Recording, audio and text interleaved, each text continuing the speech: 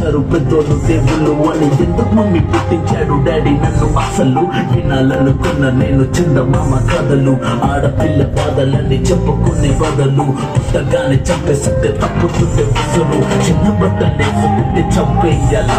ఇంకెన్ని రోజు దాచుకుంట ప్రాణం ఇలా? నేను చదువుకోవాలా లేదా బడికెళ్ళాలా? న్యూస్ పేపర్ మెన్ స్టోరీ అయిపోయా నివాళ.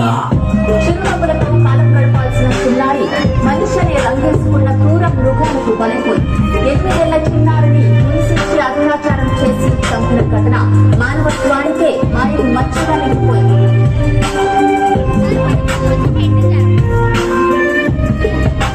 విలేజ్ పిల్లాన్ని కాలేజీకి వెళ్ళాను, డిస్టింక్షన్ కొట్టేసి డిస్ట్రిక్ట్ లో దాటాను. సిటీకి రాగానే సిటీలు కొట్టారు, నల్లగున్నానని నేను నవ్వుల పాలయ్యాను. తల మీద చెయ్యి వేసి దీవించే గురువులు, నడు మీద చెయ్యి వేసి కోరారు పరుగులు. జింక పిల్లలాగా నేను తీశాను పరుగులు, చనిపోయిన కూడా మీద పడ్డారు.